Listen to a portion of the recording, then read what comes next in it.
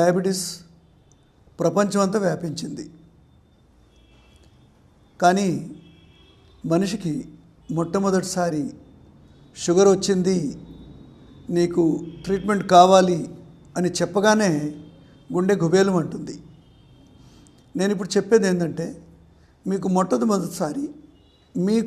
మొట్టమొదటిసారి ఎవరైనా డాక్టరు మీకు షుగరు వచ్చింది, మీరు డయాబెటిక్ ట్రీట్మెంట్ తీసుకోవాలి అనగానే మీరు కొన్ని విషయాలు పాటించాలి. అన్నిటికంటే ముందు డయాబెటిక్ మేనేజ్మెంట్లో మొట్టమొదట మనం చేయాల్సింది లైఫ్ స్టైల్ మేనేజ్మెంట్. అంటే మన జీవన శైలిని మనము సరి చేసుకోవాలి. మనం ఏం చేస్తున్నాం, షుగర్ అని చెప్పగానే వెంటనే ట్యాబ్లెట్లు వేసేసుకుంటున్నాం.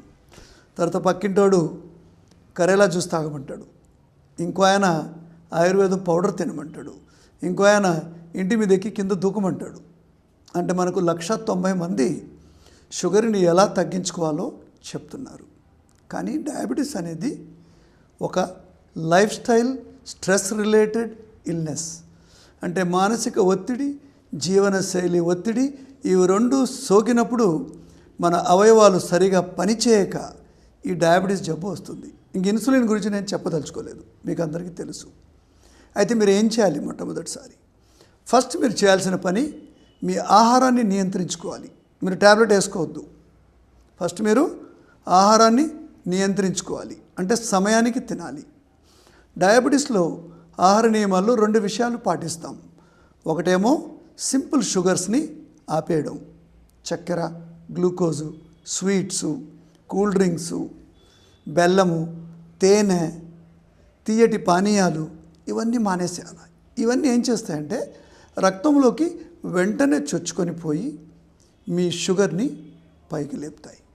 So first stop simple sugars. రెండవది కాంప్లెక్స్ షుగర్స్ తప్పకుండా తినాలి. అంటే పిండి పదార్థాలు, బియ్యము, రాగులు, జొన్నలు, గోధుమలు, ఓట్సు, ఇవన్నీ కూడా మనిషి ఎక్కడ ఉన్నాడో, ఏ ప్రదేశానికి చెందాడో దానికి సంబంధించినటువంటి సీరియల్ అంటే ధాన్యం మనం తప్పకుండా తినాలి. షుగరు లేని ఆహార పదార్థాలు తినేది అనేది తప్పు. షుగర్ అన్నిట్లో ఉంటుంది. సపోజ్ ఎగ్జాంపుల్ మన వాళ్ళే తీసుకుందాం, ఆంధ్ర, తెలంగాణ, సౌత్ ఇండియాలో మనమందరం బియ్యం తినాలి. మనం ఏం చేస్తున్నాం, వెంటనే కొత్త పదార్థాలు తినాలి అని ఆలోచిస్తున్నాం. అలా చేయకూడదు. మీ బాడీ వెయిట్ ప్రకారం మీ షుగర్ క్వాంటిటీని కంట్రోల్ చేయాలి. మీరు ఒక పెన్ పేపర్ తీసుకొని నోట్ చేసుకోండి.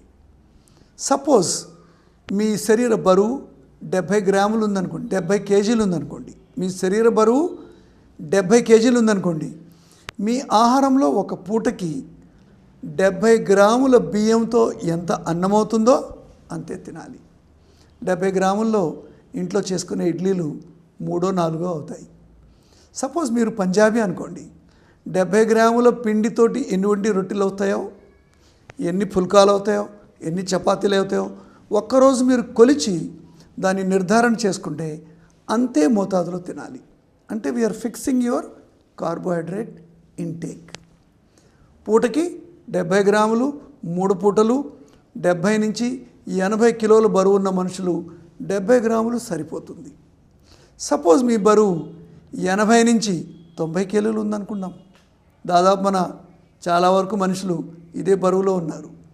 అప్పుడు మీరు 80 గ్రామ్స్ తీసుకోండి. 80 to 90 కిలోస్ బాడీ వెయిట్ వరకు ఒక పూటకి 80 గ్రాములు ధాన్యంతో ఎంత అన్నమో, ఎన్ని రొట్టెలో, ఎంత కుక్డ్ మెటీరియల్ అవుతుందో ఒక పూటకి అంతే తినాలి. అయితే 90 నుంచి 100 కిలోలు బరువు ఉన్న వాళ్ళకు కూడా 85 గ్రాముల కంటే ఎక్కువ పెంచకూడదు. అయితే మనం దీన్ని ఎందుకు రెస్ట్రిక్ట్ చేస్తున్నాం? ఎందుకంటే శరీరానికి సరిపోయిన అవసరానికి కావలసిన క్యాలరీస్ని ఇచ్చిన తర్వాత ఎక్స్ట్రా క్యాలరీస్ బ్లడ్లో ఇరుక్కొని షుగర్గా మారకూడదు. That is the intention. అర్థమైందా? రెండవది పప్పు దినుసులు, నూనెలు, వేరే అన్ని కాయగూరలు అవన్నీ దాదాపుగా సరిగ్గానే తీసుకోవచ్చు. సో మొట్టమొదట షుగర్ రాగానే మీరు చేయాల్సింది ఆహార నియమాల్లో సింపుల్ షుగర్స్ ఆపడము, కాంప్లెక్స్ షుగర్స్ని కంట్రోల్లో పెట్టడం. పండ్లల్లో కూడా కొన్ని ఎక్కువగా సింపుల్ షుగర్స్ ఉండే పండ్లు ఉన్నాయి. ముఖ్యంగా అరటి, మామిడి, సపోటా, సీతాఫలం. అన్ని పండ్లలో షుగర్ ఉంటుంది, కానీ వీటిలో సింపుల్ షుగర్ కొంచెం ఎక్కువగా ఉంటుంది.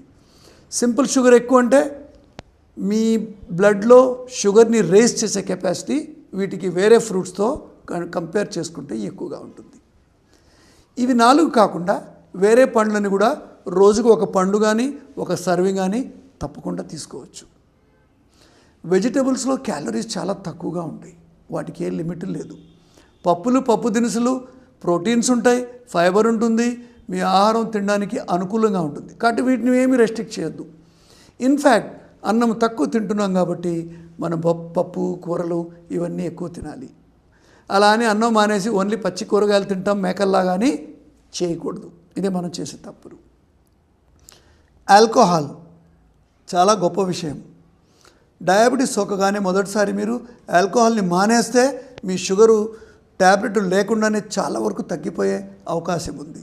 ఎందుకంటే 1 గ్రాము ఆల్కహాల్లో 7 క్యాలరీస్ ఎనర్జీ ఉంటుంది, కానీ 1 గ్రామ్ ప్రోటీన్, కార్బోహైడ్రేట్లో ఓన్లీ 4 క్యాలరీస్ ఎనర్జీ ఉంటుంది. కొవ్వు పదార్థాల్లో 1 గ్రామ్కి 9 క్యాలరీస్ ఎనర్జీ ఉంటుంది.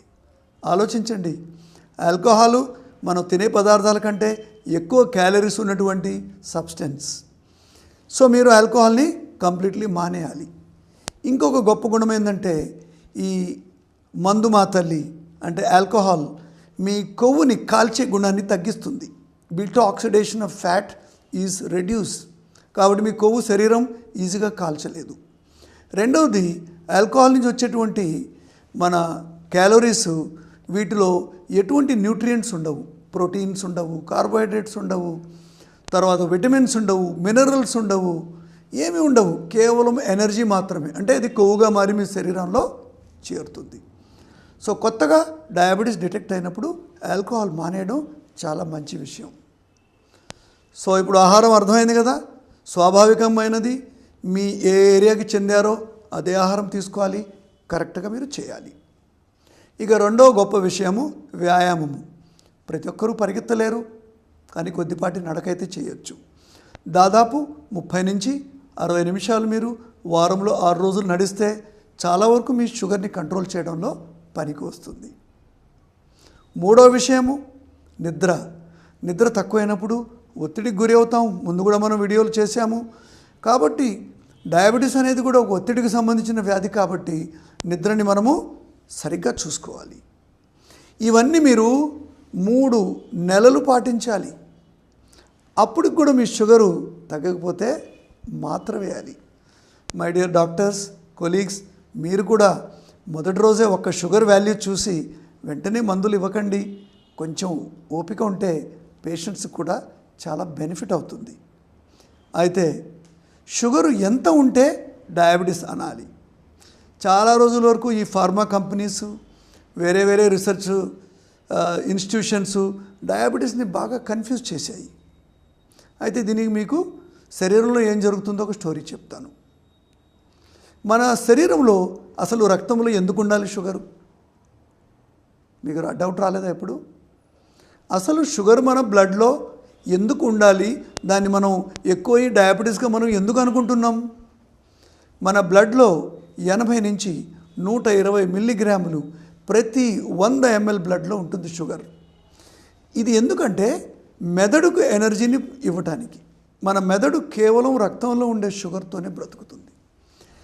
మీ బ్లడ్లో 80 కంటే షుగరు చాలా తగ్గిపోయింది అనుకోండి, కళ్ళు తిరిగి అలా పడిపోతాం. దీన్నే హైపోగ్లైసిమియా అంటాం. ఇది తరచుగా అవుతుంటే బ్రెయిన్ స్టెమ్ డ్యామేజ్ అయిపోయి మనుషులు కోమాలకు వెళ్ళిపోగలరు. శరీరంలో ఉండేటువంటి బ్లడ్ షుగర్ని 2 హార్మోన్లు కంట్రోల్ చేస్తాయి. మళ్ళీ ఇంకోసారి చెప్తున్నాను, 80 నుంచి 120 వరకు దీన్ని మనం అంటాం బ్లడ్ షుగర్ థ్రెషోల్డ్. ఇది ఎప్పటికీ ఉంటే మీ మెదడు చురుగ్గా పనిచేస్తుంది. సపోజ్ వారం రోజులు మీరు అన్నం తినలేదు, ఫాస్టింగ్ చేస్తున్నారు, ఈ మధ్యలో చేస్తున్నారు కదా, అప్పుడు ఏమవుతుంది? మీ షుగరు చాలా తగ్గిపోతుంది బ్లడ్లో, బ్రెయిన్ చాలా కష్టపడుతుంది. అప్పుడు వెంటనే గ్లూకగాన్ అనేటువంటి ఒక హార్మోను రిలీజ్ అయ్యి కండల్లో నుంచి, బాడీలో నుంచి ఎక్కడెక్కడ షుగర్ ఉందో అన్నిటినీ కూడా రక్తంలోకి తరలిస్తుంది. చూసారు ఎంత గొప్పగా ఉందో సిస్టమ్. దానివల్ల 80 నుంచి 120 వరకు మన బ్లడ్లో షుగర్ మెయింటైన్ అయ్యి తిరిగి మనిషి సరిగ్గా ఉంటాడు. అదేవిధంగా శరీర బరువు ఎక్కువయ్యి స్ట్రెస్కు లోనయ్యి తర్వాత చాలా సిస్టమ్స్ శరీరంలో చెడిపోయినప్పుడు ఈ 120 అనేది 120 అనేది క్రమంగా పెరిగి 140 వరకు చేరింది అనుకోండి బ్లడ్లో, ఇంకా బాడీ తట్టుకోలేదు. దీన్నే upper limit of blood sugar threshold అంటాం. నిజానికి 140 వరకు కూడా షుగర్ కాదు. ఎప్పుడైతే 140 దాటుతుందో షుగరు, ఇంకా శరీరం దాన్ని తట్టుకోలేదు. అసలు 100 దాటగానే ఏం చేస్తుంది? ఇన్సులిన్ని పిలుస్తుంది. బాబు నువ్వు రా, నువ్వు డిస్ట్రిబ్యూషన్ ఏజెంట్, రక్తంలోకి చాలా షుగర్ వస్తుంది, నేను 120 కంటే ఎక్కువ రక్తంలో మెయింటైన్ చేయలేను. అప్పుడు ఇన్సులిన్ ఏం చేస్తుంది? పంచిపెడుతుంది కండరాలకి, అవయవాలకి, వేరే వేరే భాగాలకి, శరీరాన్ని అన్నిటికి కూడా ఈ రక్తంలో ఉండే షుగర్ని పంచిపెడుతుంది. పంచిపెట్టి ఈ గ్లూకగాన్, ఇన్సులిన్ మన బ్లడ్లో ఉండే షుగర్ని 80 to 120 మిలీగ్రామ్స్ వరకు ఖచ్చితంగా జీవితాంతం మెయింటైన్ చేస్తాయి. ఎంత గొప్పగా ఉందో సిస్టమ్ చూడండి. అయితే తరచుగా ఏ కారణమైనా సరే ఒక మనిషికి 140 కంటే ఎక్కువ షుగరు బ్లడ్లో పెరుగుతుంది అంటే బాడీ తట్టుకోలేక మూత్రపిండాలకు చెప్తుంది, బాబు దీన్ని బయట పారేసేయి. అందుకనే ఈ గ్లూకోజ్ మొట్టమొదటిసారిగా మన మూత్రంలో కనిపిస్తుంది. అసలు గ్లూకోజ్ ఇన్ యూరిన్, గ్లైకోజూరియానే మొట్టమొదటిసారి డయాబెటీస్గా పరిగణించారు. కానీ కొన్ని కండిషన్స్లో యూరిన్లో సరిగా కనపడకపోవచ్చు. కానీ ఎప్పటికి కూడా డయాబెటీస్ ఉన్న వాళ్ళకి తప్పకుండా షుగరు యూరిన్లో పోతుంది. పాత రోజుల్లో ఓన్లీ యూరిన్ టెస్ట్ చేసి మేము డయాబెటీస్ అని నిర్ధారించేవాళ్ళం. కాబట్టి మీ షుగర్ 140 లోపలుంటే మీరు మందులు తీసుకోవద్దు, ఎంత గొప్ప డాక్టర్ చెప్పినా కూడా. మీరు డైట్ నేను చెప్పాను ఇప్పుడే ఫాలో చేయండి.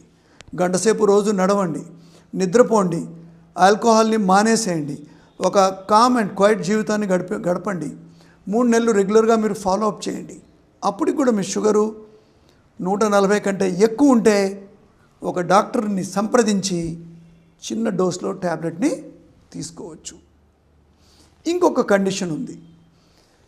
మీకు వేరే మూత్ర సంబంధిత వ్యాధులు ఏది లేనప్పుడు మామూలుగా ఒక మనిషి నిద్రలో లేచి టాయిలెట్లో వెళ్ళి మూత్రం పాస్ చేయాల్సిన అవసరం లేదు. కానీ బాడీలో షుగర్ 140 కంటే ఎక్కువ అయినప్పుడు బాడీ దాన్ని పారేయాలి కాబట్టి మీకు నిద్ర లేపుతుంది, పోరా బాబు kidneys please pass some urine. So మీరు షుగర్ అవుట్ ఆఫ్ కంట్రోల్ ఉందానికి మొదటి సిగ్నల్. ఇంకోటి మీకు యూరిన్ ఎక్కువగా పోవడం, ముఖ్యంగా రాత్రి నిద్ర డిస్టర్బ్ అయ్యి యూరిన్కి వెళ్తే మీరు తప్పకుండా షుగర్ని చెక్ చేసుకోవాలి. ఇప్పుడు యూరిన్లో నుంచి మీ షుగర్ని బయటికి నెట్టాలంటే చాలా నీళ్లు కావాలి. కాబట్టి నోరు ఎండిపోవడం, నాలుగు ఎండిపోవడం, దాహం వేయడం, ఇవన్నీ కూడా డయాబెటీకి సంబంధించిన గుణాలు. దీన్ని మనం ఏమంటాం? పాలీహైడ్రియా, పాలీఫేజియా, ఎక్కువ ఆకలి కావడం, ఎందుకంటే షుగర్ బాడీకి దొరకడం లేదు. పాలీయూరియా అంటే యూరిన్లో ఎక్కువగా పోవటం. సో ఈ సిమ్టమ్స్ చాలా తీవ్రంగా ఉంటే ఒక్కొక్కసారి డాక్టర్లు ట్యాబ్లెట్ స్టార్ట్ చేయాల్సిన అవసరం ఉంటుంది. సిమ్టమ్స్ ఎక్కువగా లేకుండా ఉండి మీ షుగర్ మాత్రమే 150, 160 ఉందనుకోండి, మీరు ట్యాబ్లెట్ వేసుకోవాల్సిన అవసరం లేదు. మీరు చక్కగా లైఫ్ స్టైల్ మేనేజ్మెంట్ చేయాలి. సరేనా? సో కొత్తగా డయాగ్నోస్ అయిన డయాబెటిక్ పీపుల్